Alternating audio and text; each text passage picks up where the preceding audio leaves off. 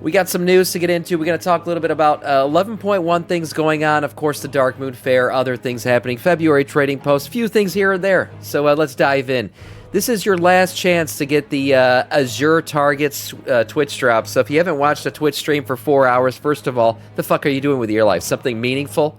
Get in here and start watching some Twitch streams. You got to watch 4 hours of somebody's stream. You have until February 4th to do that, to get the little target on your back item there. It's a decent one. I got it pretty early on, watching my own stream because I'm a degenerate like that.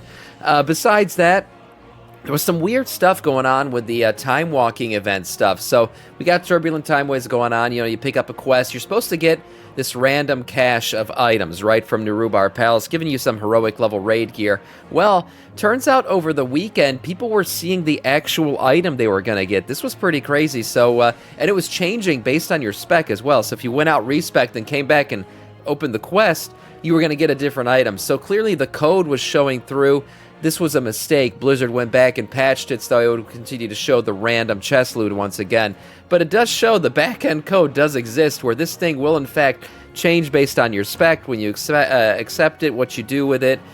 So interesting stuff there. People were upset. You know, nobody likes RNG when you can actually see the item you're going to get. So anyways, Blizzard went ahead and fixed that, so that will no longer be the case. Darkmoon Faire returns. That's right. The Darkmoon Faire returns. Why is that important to you? Well, if you're a Profession Andy, first of all, the Knowledge Point respec is coming in 11.1, and this is a way to quickly earn some knowledge points. So build up that knowledge point, stack, as you will. There's a bunch of quests that will give you 3 Kaz-Elgar Profession knowledge points as well as Kaz-Elgar Profession skills. So doing these quests, you know, running around and doing all the stuff that is the Darkmoon Faire will set you up a little bit for your professions in 11.1. Obviously, there's always the reputation buff as well.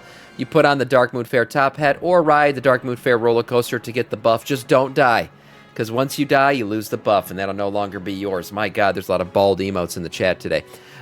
Using these things will, you know, get you ahead a little bit, maybe finish out some reps that you hadn't finished out before 11.1 drops, or as I said, get yourself ahead on some of those professions.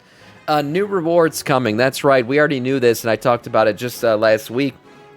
New rewards coming for the Love is in the Air event. You can get yourself some interesting new things. First of all, new to 2025, the Love token from the Love is in the Air event are now warbound. So there you go. You can use these across your account now. And of course, there's all the different items. Now, there are some new items. This pet right here, the Living Rose, as well as these shoulder stacks here, and this little heart pendant with the drapery over the shoulder, as well as the Love Witch's Sweeper. You can go ahead and get this. We already do know that we're, in fact, getting the Silver Moon Sweeper as well, so sweep your dreams away. I don't know. Keep playing this game. In addition to rewards above, a new portal to the Gala of Gifts has been added. You can find the portal leading you to the Gala of Gifts in Dornegal, just across from the Streets Inn. There it is. Go into the portal, do the things, and earn more items for this Love is in the Air event. That's right. Everybody knows nobody in WoW is actually loved in any way, shape, or form. February 2025 Trading Post items is also bringing back a bunch of old items. Why is that? It's the anniversary. That's right. It's the anniversary of the Trading Post itself, and they're bringing back a bunch of items. But not only are they bringing them back, they're at a 25 to 75% discount. So if you missed out on any of these items previously, don't feel too bad. You're getting them for less than everybody else got them. So we got Ashadar in terms of mounts, which is obviously the most important thing. The ensemble of Bones of the Blood Hunter, ensemble of the Darkmoon Faire Quakes, arsenal of cosmetics. Here we can check some of this stuff out real quick. So these are items that are returning. We just talked about this one. This is the Tiger Boy mount that changes colors, of course, based on the moon or sun. We got some interesting things. The Blood Troll thing was a really cool one that I got back when it was available. The little Jester Boy transmog here. Some different pets as well. The mounts are probably going to be one that a lot of people are going to want to get. Obviously, a bunch of these mounts returning, but cheaper than they were previously. Tons of pets for you pet lovers out there, and a lot of armor as well. We got all the Vrykul stuff coming back, some of the pirate stuff that was just available coming back as well. Some back choices, the nice little Tauren totems there. Pirate hats, different hats to be had. And then some chest shirts. This tabard, which is really cool. I bought this when this was available. Wrist items, a very badass looking waist, actually, that I probably want to get. This is very Viking-esque. And then weapons on weapons. You missed out on some of these weapons. This is your chance to get them. Tons of weapons, offhands to be had. You know, a transmogger's dream. Man, I got to get this. Shit, I never got it. I got to go get that. So I'll go get that too. Yep. Lots of other things to be had. Again, man, you can tell anything with a teal blue, I need it. So I'm going to probably go get that as well. Beautiful looking shields. Tons of weapons to be had. Go get them with your Trader's Tender at a discount from what they are originally available for. We don't talk about Fight Club unless we're talking about WoW patches and Fight Club. That's right, a Goblin Fight Club. So this is going to be an area underneath Undermine. Yes, there is an underneath to Undermine. In the sewers of Undermine, you will find the Goblin Fight Club. There's a bunch of blood on the floor and things like that. It's a big empty room. And what this evidently will do is you will be allowed to walk up to this vendor right here at the end of the hall and buy some emotes.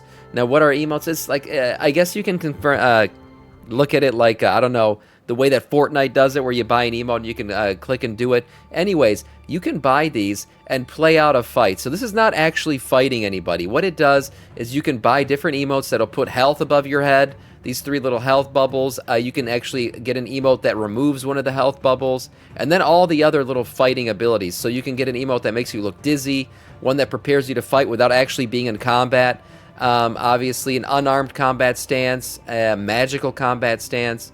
And then tons of others. The knockdown as well. Play dead. So these are different things that you'll be able to get. This is an RPer's dream, really. There isn't any actual fighting going on in Fight Club besides the RP of fighting. What this is doing essentially is giving people the ability to do different emotes in the game without actually playing out the emote itself. So this is great for RPers. You Moonguard people can finally, you know, get down on your ass and do weird things in the Lion's Pride Inn without having to actually get knocked down. So there it is. Tons of emotes will be able to be purchased in this Goblin Fight Club underneath Undermined again in the Hovel Hill. I guess this is the entrance into the Fight Club. Again, don't talk about Fight Club, guys. Don't tell anybody I told you this, but it will be available in 11.1. Sam, you don't need to play dead with the emote, though. Yeah, I got you. Fine. Raider.io announces Mythic plus heat map. So what this is going to do essentially is show you where most people have died in the Mythic Plus runs. That's right, heat maps based on where deaths have occurred from previous runs. You'll be able to check this out, maybe give you some indications of where you should be lusting in some of these dungeons, right? Obviously, places where people are dying a lot might be a good spot to lust. Again, showing off different paths maybe as well, so showing you how to avoid certain mobs potentially, or again, when to lust, because that's important obviously with this stuff. I mean, there's some unavoidable mobs looking right here at this one right before you enter the room. It's a good time to give yourself a little bit of lust and get through this in Grim Patrol. Looking at Mythic Plus overall for the next season, it's looking better. Hopefully a little bit easier. Obviously the reward system's been shifted. We talked about that previously to give you rewards earlier on in the Mythic Plus runs. We'll see how all of that works out in the end. And last but not least, if you played Plunderstorm, you might suddenly get rewarded with some heroic level raid gear. That's right, people who unlocked 5k plunder. So if you've earned at least 5k plunder, this was patched in on January 31st. So if you haven't logged in since then, you're going to get it. But basically, when you log in, you'll get the Storm Singed Plunder in your mailbox. And what this does is give you 2 keg leg bronze spoils and 1 silver keg leg bronze spoil, or a silver spoil, I should say. Basically, you can turn in that silver one at Dakesh Grimledger, and he'll give you Pirate's Booty, which gives you a 610 item level piece of gear, which is heroic level raid gear. So you can get yourself some heroic level raid gear from doing Plunderstorm. A little bit of a crossover there that we haven't seen, where yes, item level can be affected by the fact that you did Plunderstorm or didn't do Plunderstorm, which is an interesting take on this, because before they were completely detached and this was just a cosmetic thing. The other 2 keg legs bronze spoils can be turned in for Swabby's lockbox. I guess this gives you some kind of random piece of equipment for your current loot specialization. Not sure what the item level is on this. Might be just some, it says item level 10 there, so it might be just cosmetic stuff. But interesting. Yeah, I can link this article. I always link these things below the video too on YouTube. So yeah, if you haven't logged in since January 31st, that's when this was patched in, and you've earned at least 5,000 plunder, you will get this little chest in your mailbox. If you haven't earned 5,000 plunder yet, it will be awarded to you once you finally do. So interesting little Plunderstorm update there for everybody who was participating in the event. And that is all in terms of news.